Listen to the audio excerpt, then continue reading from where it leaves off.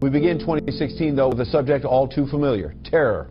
Across the globe, attacks or fears of attacks are making some major headlines. In Israel, a gunman opened fire outside a popular bar in Tel Aviv, killing 2. In Afghanistan, 1 person was killed when the Taliban sent a suicide bomber to target Westerners at a popular restaurant.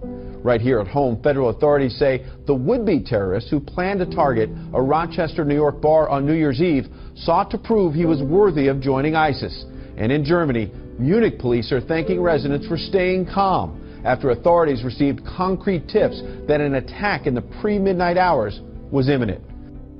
In Munich, Germany, we are looking forward now little more than 20 minutes before New Year's Eve is ushered in. And what we're hearing is that Munich police are begging people not to go anywhere near crowds because of the threat of a terror attack. They're telling people that they've evacuated 2 train stations, the Hauptbahnhof and the Passing train station. Also, they're saying that they know that there might be a threat in the crowds and to please avoid the crowds, that they have vacated the train stations.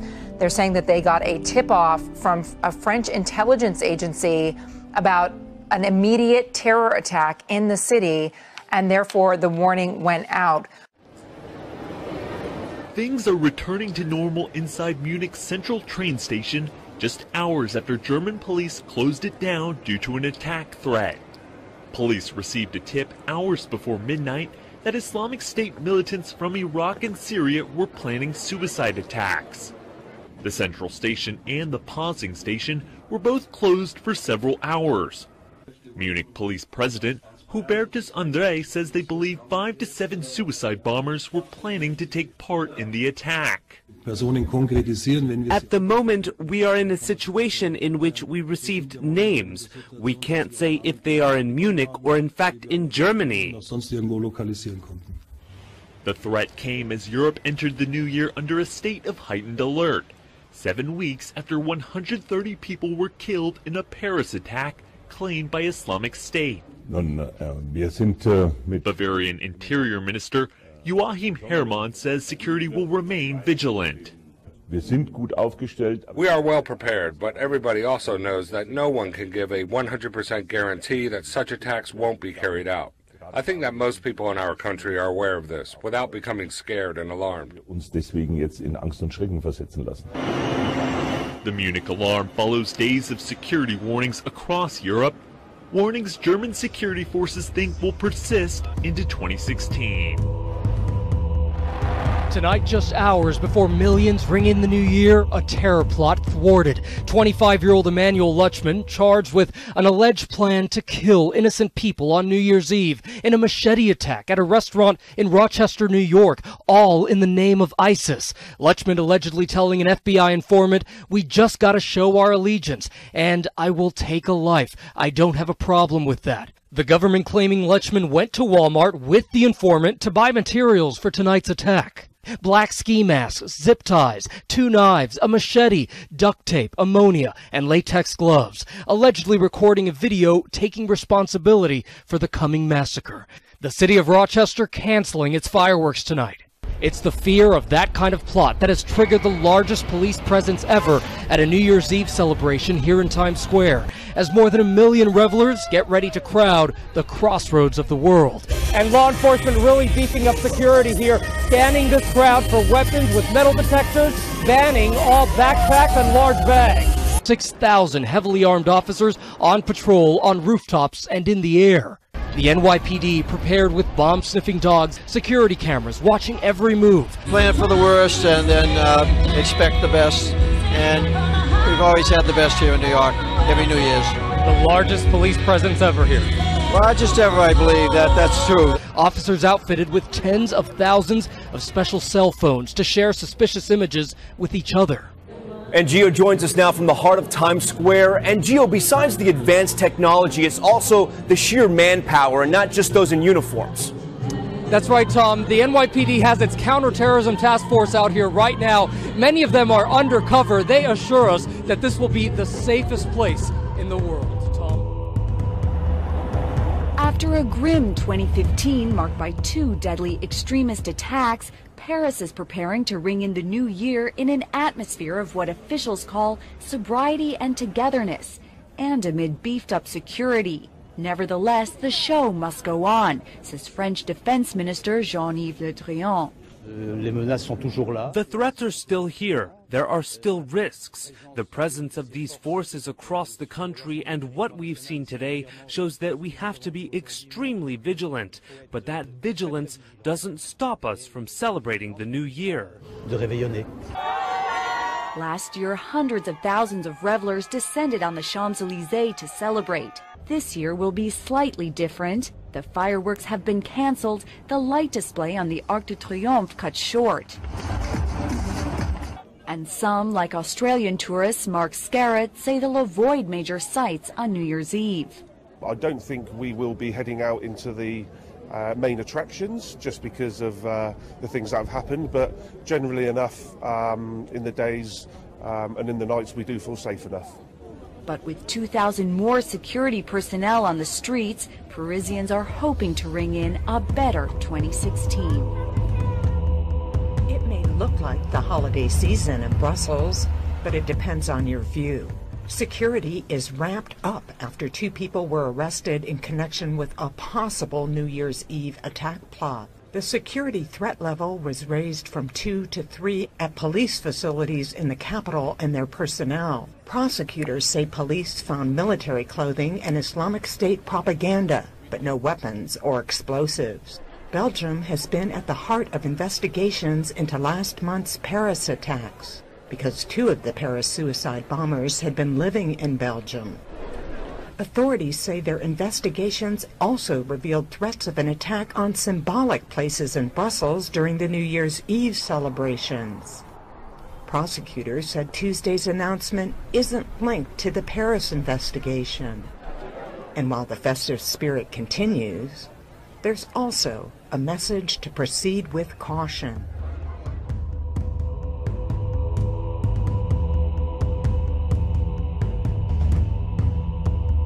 One person has died and 11 more have been injured after unidentified gunmen opened fire on tourists in the Russian city of Derbent, which is located in the southern Republic of Dagestan. The shooting took place on Tuesday evening, but local authorities only recently broke the news. Details now with RT's Medina Kolchanova. The attack happened when somewhere around 20 tourists were on a panoramic terrace of the ancient fortress. Bullet castings of different calibers were found at the scene of the attack, and while the investigation is currently underway, the head of the region believes that the attack was carried out by militants from an armed gang. Now, Derbent, the city where the attack happened, claims to be the oldest city in Russia and is renowned for the Narinkala fortress. Now, that is a UNESCO World Heritage Site. Now, it houses Russia's oldest mosques as well as Islamic religious school. However, quite recently, the whole region has been known not only for its historical heritage, but mostly for a number of quite vast anti-terror operations.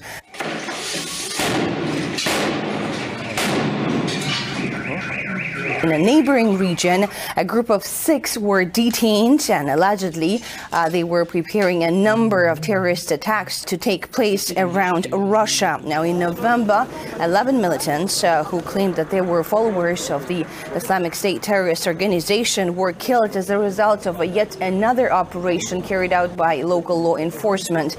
And at the beginning of the same month, a leader of an IS affiliate located in Russia's North Caucasus were killed in another operation. So as you can see, Russia's North Caucasus, especially the region of Dagestan and neighboring Republic of Kabardino-Balkaria, remains quite volatile. Now, fresh gunfire has erupted in an Indian Air Force base near the border with Pakistan, where an earlier attack resulted in the death of at least 6 people.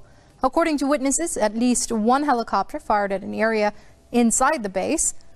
Early in the morning, 4 gunmen disguised in army uniforms attacked the Air Force base in the northwestern Punjab state. All attackers and 2 soldiers were killed during the gunfight. Authorities blame the assault on Pakistani-based militants. The attack comes on the heels of a visit by Indian Prime Minister Narendra Modi to Pakistan in an effort to revive the talks between the 2 nuclear rivals. A blast went off on Friday afternoon near French restaurant Le Jardin. frequented by foreigners in Kabul. 3 people died, including one security guard, a 10-year-old boy who was passing by, and an attacker. About 15 people were injured and were rushed to a nearby hospital. Security forces have cordoned off the area for precaution and arrested a male suspect. The Taliban has claimed responsibility for the attack. Earlier, the group urged civilians to stay away from official gatherings, military convoys, and centers.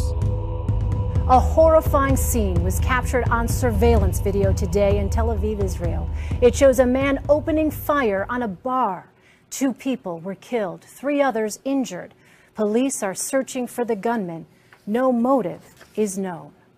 Security video from a grocery store shows the gunman calmly shopping for food moments before the attack. He then places his black backpack in a cart, pulls out a machine gun, and leaves the store shooting anyone in sight. Security video from a packed bar nearby shows patrons taking cover as the gunman sprays the area with gunfire. Seconds later, a survivor stands up. The attack rattled central Tel Aviv's busy commercial district as people celebrated New Year's Day. Israeli police say 2 people were killed and at least 7 injured. "We were shaking, hiding in the storage. We leaned against the door so they could not break in," said Asnat David. Hundreds of police scoured the streets and nearby buildings, searching for the gunman who got away. Police have not released the identity of the attacker, but said people who knew him recognized him in the video and called authorities. The exact motive of the shooting is unclear, but follows a recent wave of violence carried out by Palestinians using knives, cars, and in some cases guns to kill more than 20 Israelis since October. 138 Palestinians were also killed, most while carrying out attacks. Just yesterday morning, Israel handed over the bodies of 23 of those Palestinians in an apparent move to ease tensions. Within hours, the New Year's Day attacker opened fire.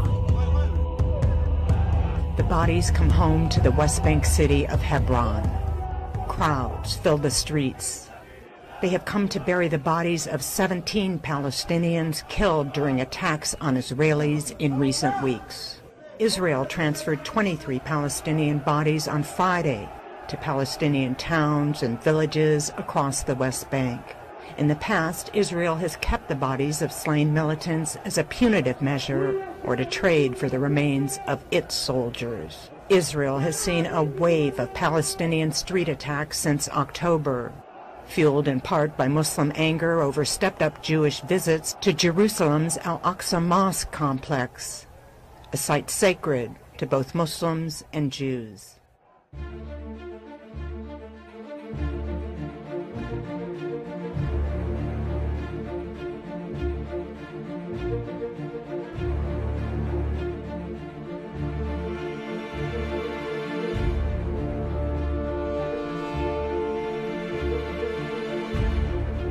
Well, Israel continues its aggression against Palestinians. The occupying forces have launched 3 airstrikes targeting the west and east of Gaza Strip. The raids came after Israel claimed rockets fired from the coastal enclave hit southern Israeli towns. אנחנו פועלים נגד אלה שמשכימים להגנו, וידעו כל אויבינו שאנחנו נגיב בתקיפות על כל התקפה עלינו. Revealing its new propaganda video featuring Donald Trump, using his call to ban Muslims from entering the U.S. as a recruitment tool, the very issue brought up during the last Democratic debate. ABC senior national correspondent Jim Avila has more. Muslims of the West, take heed. It's not from ISIS, but the Muslim extremist terror group Al-Shabaab. The Al-Qaeda arm in Somalia has posted a recruitment video using Donald Trump's famous vow to bar Muslims from traveling to the United States. Donald J. Trump is calling for a total and complete shutdown of Muslims entering the United States. The video is titled The Path to Paradise and encourages African Americans in the U.S. to convert to Islam and join the jihad. Trump's words are sandwiched between the recorded words of the U.S.-born cleric Anwar al-Awlaki, who was killed in a U.S. drone strike 4 years ago. He says the West will eventually turn on its Muslim citizens and seems to use Trump's words to support his premise. Hillary Clinton said ISIS would produce videos using Trump's Muslim travel ban as a recruiting tool. But until tonight, there had been no evidence of anything even close to that.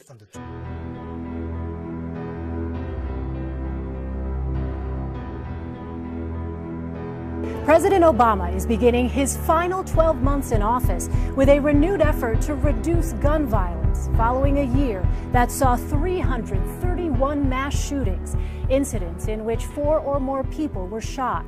Mr. Obama is planning a series of executive actions which would not require the approval of Congress. The president is wrapping up his vacation in Hawaii. Chip Reed is there.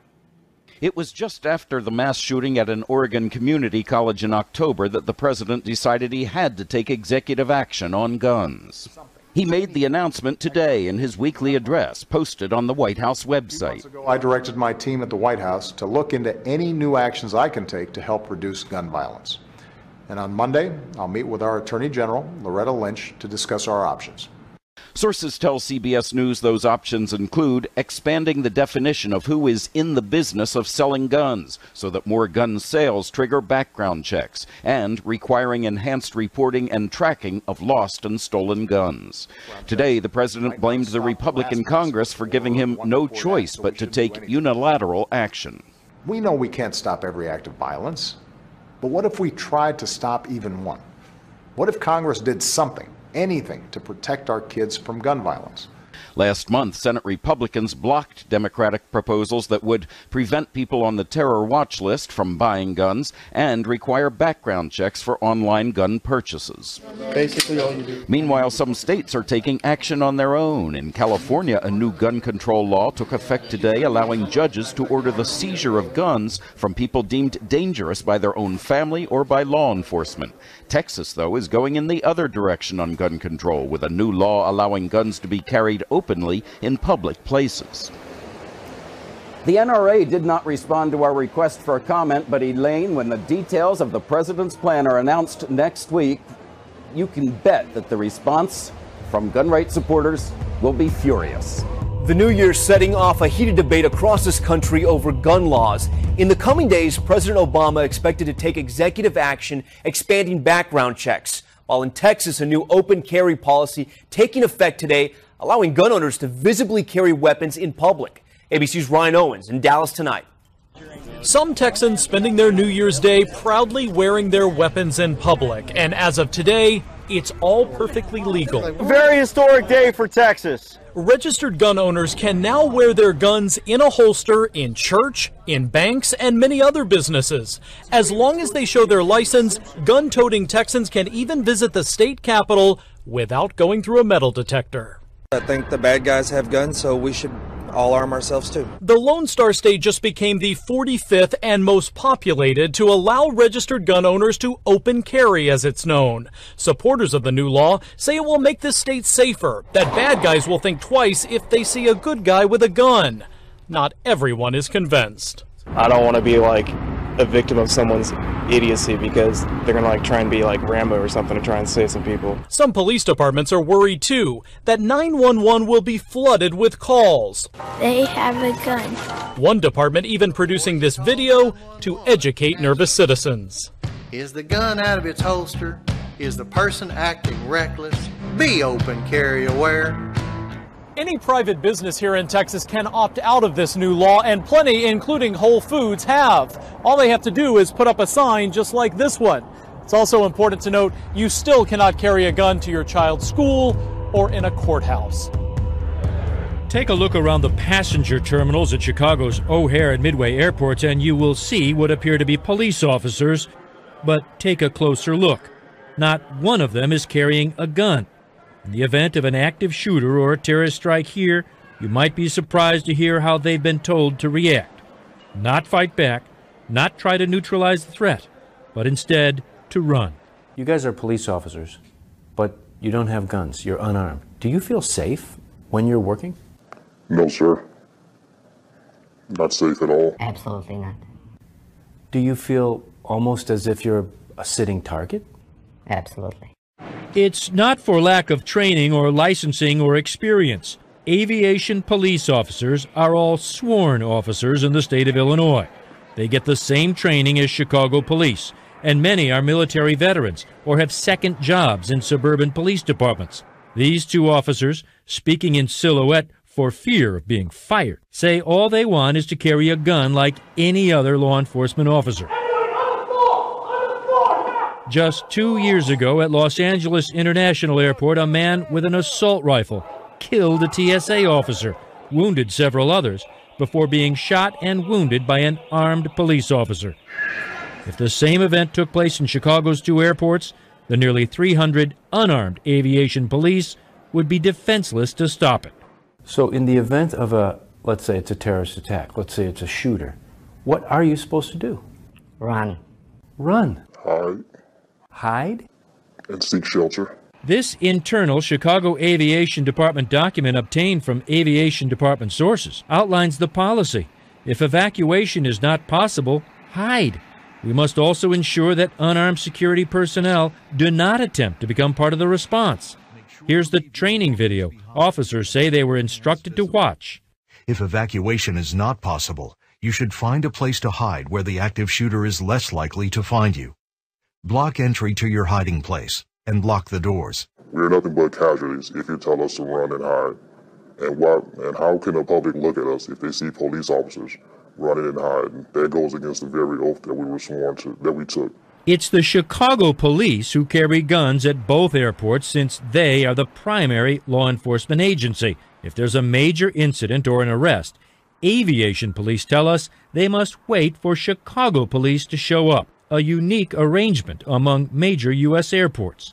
It doesn't make any sense. Matt Brandon is an official with the union that represents aviation police officers. So basically they're just, I mean, no disrespect to those officers, but as their role at the airport, they're glorified security guards. That's exactly right. And my question to the city is, you send these men and women to the Chicago Police Academy to be trained as police officers, to be able to respond as police officers, to be able to act as police officers. The Chicago Police Department has 231 armed officers assigned to O'Hare and Midway, and the city says that's enough. So too does the Chicago Aviation Department about its unarmed force. And the staffing level of armed police is, for the most part, similar to other major U.S. airports. If you compare the top 3 busiest airports in the U.S., Atlanta's Hartsfield-Jackson has 178 armed police. Los Angeles, 572, while O'Hare is budgeted 175. The numbers do not include additional security, such as private security personnel. In an email to CNN, the Aviation Department says the multi-level security has proven effective in stopping and preventing crime, and that violent crime incidents are extremely low. But there's been no explanation why the nearly 300 aviation police officers here are unarmed. The department is declining to discuss security measures. Well, the toughest legislation aimed at protecting the rights of transgender people in the nation has passed in New York, following complaints of discrimination, especially in the city's public places. From now on, it's unlawful to deny calling somebody by their preferred name. Moreover, they don't have to prove being transgender. So how do New Yorkers feel about the new rules? RT's Igor Piskunov finds out. Women will really have a fit. They will want to complain about having men going into the women's bathroom, though. It's also illegal now to call them men if they present themselves or think of themselves as women. Wow, that's really a deep question right there, because then you're going to offend the homosexuals. Yeah. If somebody does use that as a exposure for to get to women in like bars and stuff and clubs, so that could be potentially unsafe. So I would suggest, how do you prove how do you prove that? How would you feel like if you're in a male's bathroom and then a woman comes in saying that she's a man, but clearly she's a woman, well, physically, but she thinks she's a man? How would you feel? It would be awkward. It would definitely be awkward, and it would just all guys would be probably that's in the bathroom will probably be shy, or they would. So you'd feel a little violated in that situation, right? Yeah, definitely, because she could probably just get a glimpse of my, my good stuff. Without a doubt, tolerance matters just as much as freedom of expression and freedom of belief, but many would agree privacy matters as well, and these places, they're as private as it gets, really. Among those skeptical of the new legislation is Walt Heyer, a man who'd once undergone a sex reassignment surgery to become a woman, who later changed gender back to the original. He says the law may do more harm than good. You're going to have people who are predators, who are sexual predators, people who just want to go into the women's restroom, and they will do it because the law allows them to do it. And the worst of it is that there are no laws protecting the other people. There should be laws in place that protect the women in those restrooms from becoming part of the predator's fantasy. And those laws really need to be far more restrictive in protecting them and allowing them freedom of privacy. The highest fine for violating the new law is $250,000 US. The question is, will it really uphold people's rights or create new potential for offense? Turning now to the historic floods in the Midwest. Today, the death toll in Illinois and Missouri rose to 24. The Mississippi River has begun to recede in parts of Missouri, but the trouble is just heading downriver. Nearly 10 million Americans are under flood watches and warnings. This morning, the Mississippi, the Missouri, and the Merrimack rivers are raging. Homes here have washed away. Neighborhoods are torn apart. I've never seen that before, and well, it's a historic flood. Parts of I-44 shut down. The Coast Guard and the National Guard have been deployed. All hands on deck, ready for rescues. In some spots outside St. Louis, flood records have been shattered. In Eureka, they've never been hit this hard. It's 4 feet high here because I'm 6 feet tall. With hundreds of homes now islands, thousands more are in danger. Nearly 24 levees are at risk. Power plants, water facilities are down. The rising river cresting around Valley Park, where nearly 900 have been forced to pack up and get out. It's really devastating to think about everything, our own home going under and everything that's in it. With the Mississippi River in St. Louis expected to crest today, the flood stage sits at 30 feet. The water here expected to reach 13 feet above that. They're packing tens of thousands of sandbags to fortify cities, big and small. The next 24 hours critical. As the water rises, any sense of comfort vanishes. I just pray that everything goes good and that we're, safe.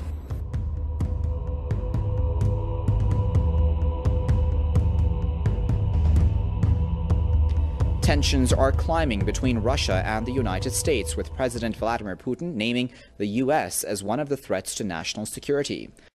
Russian President Vladimir Putin has signed an updated national security paper which brands NATO's expansion as a threat to the country. The document has accused the U.S. and its allies of striving to dominate global affairs. It also says the recent buildup of military potential by the Intergovernmental Military Alliance around Russia's borders violates norms of international law. The paper also lists color revolutions and biological weapons as threats to Russia.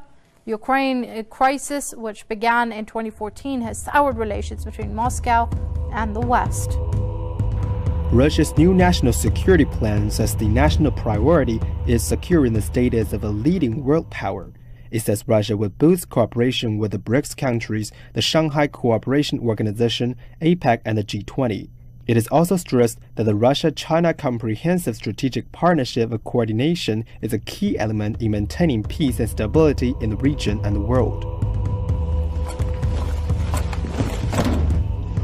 A big rise in the status of China's Second Artillery Force, the PLA's Strategic Deterrent Force.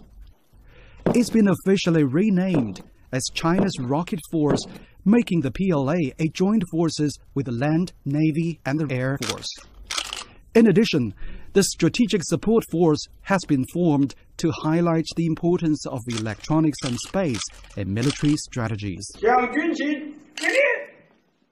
The chairman of the Central Military Commission, President Xi Jinping, has rendered army flags to the newly established units of the People's Liberation Army in Beijing. They are the Army Leadership Institution, the Rocket Troops, and the Strategic Support Troops. Xi said in his speech that the entire military should strengthen its capability, implement military strategies under the new situation, and comprehensively build a strong army through reforms. She says the reforms are a way for China to realize its dream of strengthening the military. To establish the Army Leadership Institution, the Rocket Troops, and the Strategic Support Troops is an important decision by the CPC Central Committee and the Central Military Commission to realize China's dream of strengthening the military after considering the current situation. Iran's defense minister has stressed the need to boost the country's defense capabilities and develop different types of missiles with a proper range, precision and maneuverability. Brigadier General Hossein Dehkhan said Iran's right to defend itself is not negotiable and it's a red line. He said nothing can hamper Iran's progress on the defense front.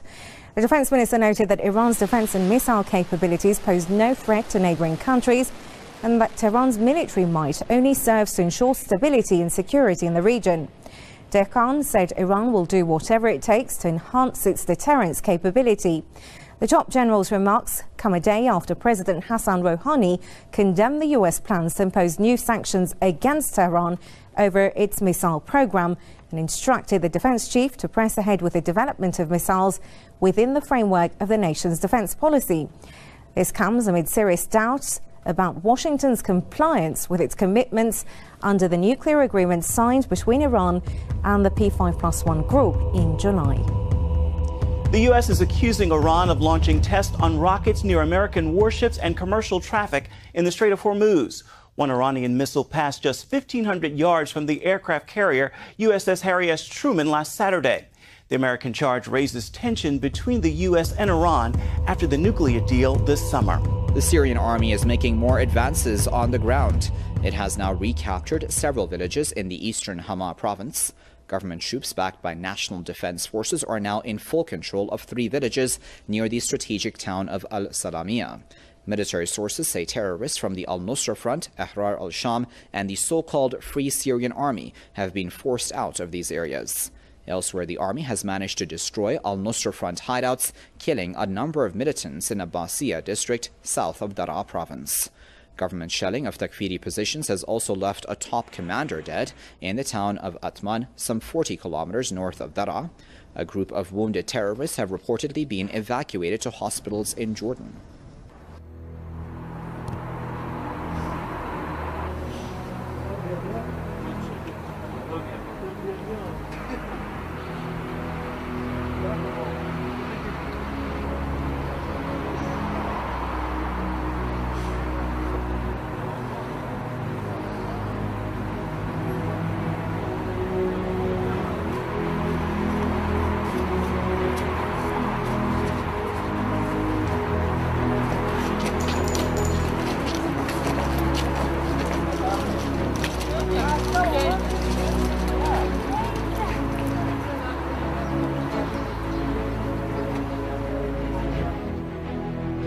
Heavy snowfall in Lebanon and Syria has made life unbearable for millions of refugees already living in difficult conditions. The storm has engulfed Lebanon and cut access to mountainous roads, including the key road connecting the Syrian and Lebanese capitals. It's also isolated villages, worsening the living conditions for thousands of refugees, many of whom are living in makeshift tents. Lebanon hosts more than 1.1 million refugees, equivalent to a quarter of the country's entire population. Aid agencies are struggling to cope with the massive number of refugees.